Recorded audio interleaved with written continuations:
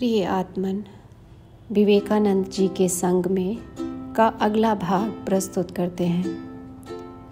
वर्ष 1897 मई का महीना है। स्थान आलम बाजार मठ। स्वामी जी ने शिष्य को दीक्षा देना स्वीकार किया है, इसलिए आज शिष्य के जीवन में एक विशेष ही दिन है। वो प्रातःकाल ही गंगा स्नान कर कुछ लीची और अन्य सामग्री मोल लेकर लगभग 8 बजे आलम बाजार मठ में उपस्थित हो गया है।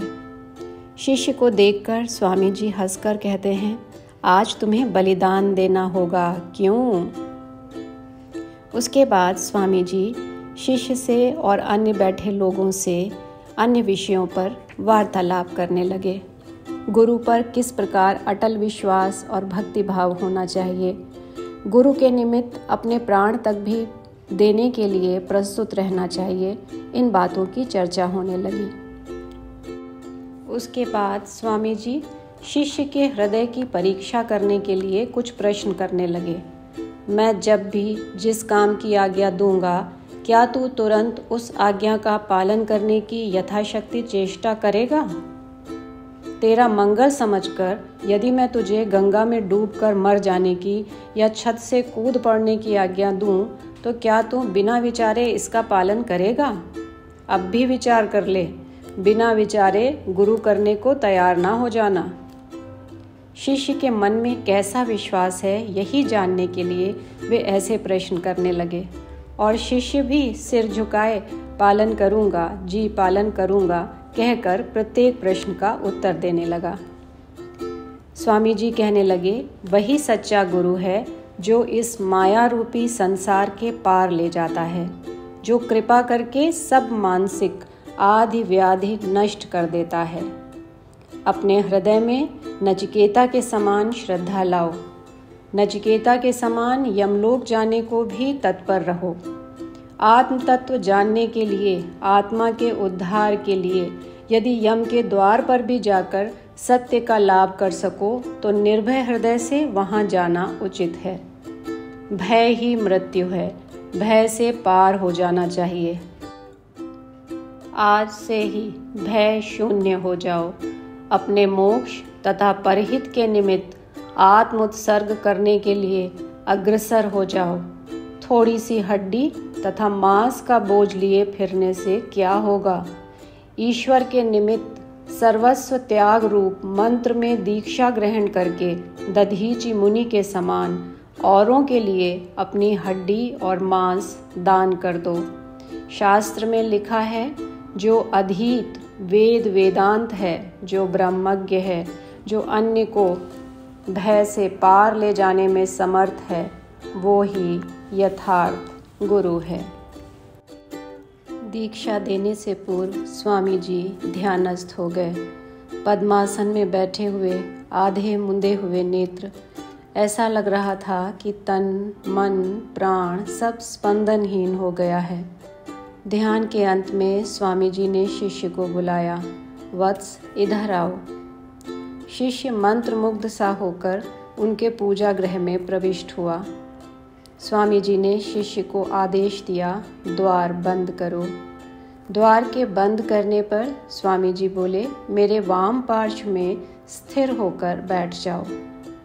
उस समय कैसे एक अनिर्वचनीय अपूर्व भाव से शिष्य का हृदय थर थर काँप रहा था। वो आसन पर बैठा। उसके बाद स्वामी जी ने अपने हाथ को शिष्य के मस्तक पर रखकर उससे 2-4 गुह्य बातें पूछीं।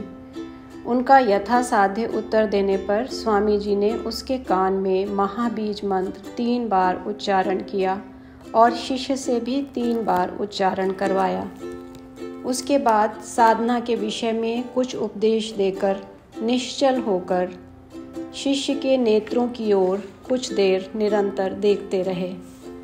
अब शिष्य का मन स्तब्ध और एकाग्र हो जाने से वो भी एक अनिर्वचनीय भाव में डूबा हुआ निश्चल सा होकर बैठा रहा। कितनी देर तक इस अवस्था में रहा, इसका उसे कुछ भी ध्यान न रहा। इसके बाद स्वामी जी बोले, गुरु दक्षिणा लाओ। शिष्य बोला, क्या लाऊं? ये सुनकर स्वामी जी ने आज्ञा दी, भंडार से कुछ फल ले आओ। शिष्य भागता हुआ गया और 10-12 लीची ले आया। स्वामी जी ने अपने हाथ में वो लीची लेकर एक एक कर उनको ग्रहण किया और बोले, अच्छा, तेरी गुरुदक्षिणा हो गई। उसके बाद स्वामी शुद्धानंद जी को भी दीक्षा दी गई। कुछ देर बाद भोजन और विश्राम करने के बाद स्वामी जी ऊपर की बैठक में जाकर बैठे। शिष्य ने उस समय सुअवसर पाकर उनसे प्रश्न किया, महाराज, पाप और पुण्य का भाव कहाँ से उत्पन्न हुआ? स्वामी जी ने उत्तर दिया, बहुत्व के भाव से। मनुष्य एकत्व की ओर जितना बढ़ता जाता है उतना ही हम और तुम का भाव उसमें कम होता जाता है। सारा धर्म अधर्म इत्यादि द्वंद्व भाव से ही पैदा हुआ है। हमसे ये पृथक है, ऐसा भाव मन में उत्पन्न होने से ही अन्य द्वंद्व भावों का विकास होता है। लेकिन संपूर्ण एकत्व अनुभव होने पर मनुष्य का शोक या मोह नहीं रह जाता। तत्र को मोहः कः शोकः एकत्वम् अनुपश्यतः। सब प्रकार की दुर्बलता को ही पाप कहते हैं। वीकनेस इज सिन। इससे हिंसा द्वेष का जन्म होता है, इसलिए दुर्बलता का दूसरा नाम है पाप। हृदय में आत्मा सर्वदा प्रकाशमान है, लेकिन इधर कोई ध्यान ही नहीं देता। केवल इस जड़ शरीर, हड्डी और मांस के एक अद्भुत पिंजड़े पर ही ध्यान रखता है और हर समय मैं करता रहता है। यही सब प्रकार की दुर्बलता का मूल है। इस अध्यास से ही जगत में व्यावहारिक भाव निकले हैं, लेकिन परमार्थ भाव इस द्वंद्व भाव के परे है। शिष्य पूछता है, तो क्या इस सब व्यावहारिक सत्ता में कुछ भी सत्य नहीं है? स्वामी जी उत्तर देते हैं, जब तक मैं शरीर हूँ यह ज्ञान है, तब तक ये सत्य है। लेकिन जब मैं आत्मा हूँ ये अनुभव होता है, तब यह सब व्यावहारिक सत्ता मिथ्या प्रतीत होती है। लोग जिसे पाप कहते हैं वो दुर्बलता का फल है। इस शरीर को मैं जानना, ये अहम भाव दुर्बलता का रूपांतर है। जब मैं आत्मा हूँ इसी भाव पर मन स्थिर होगा, तब तुम पाप और पुण्य, धर्म और अधर्म के पार पहुँच जाओगे। रामकृष्ण देव कहा करते थे, मैं के नाश में ही दुख का अंत है।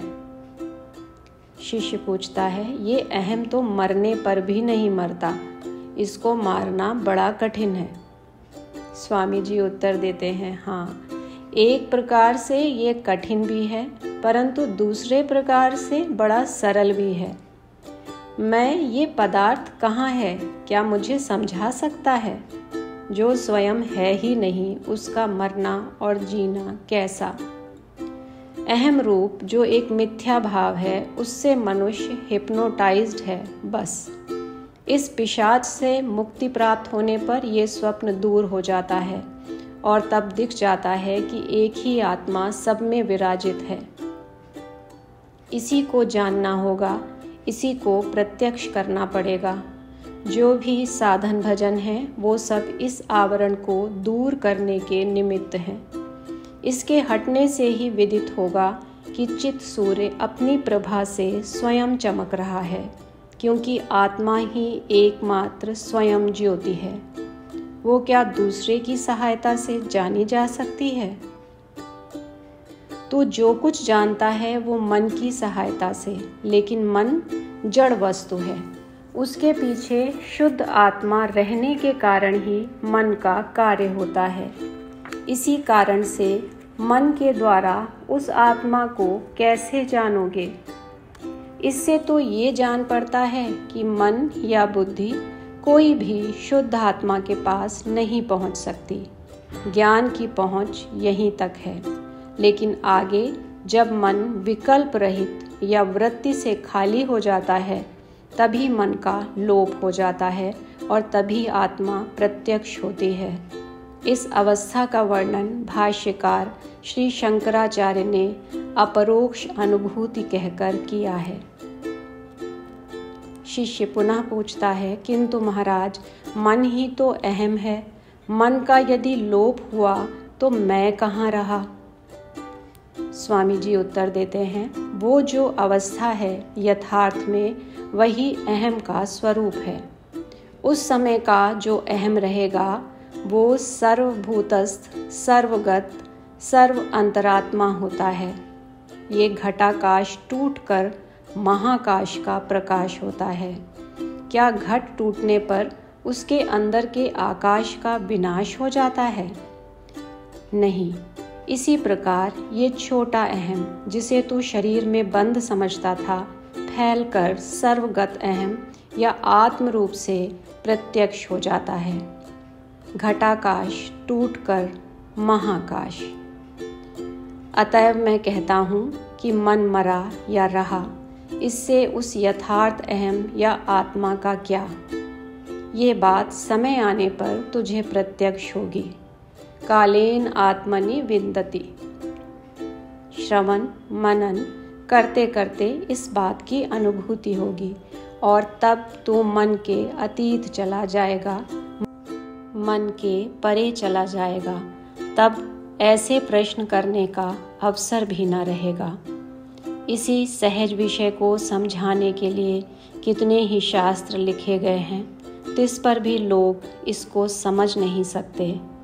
चांदी के चमकते रुपए स्त्रियों के क्षणभंगुर सौंदर्य से मोहित होकर इस दुर्लभ मनुष्य जन्म को कैसे खो रहे हैं। महामाया का आश्चर्यजनक प्रभाव है।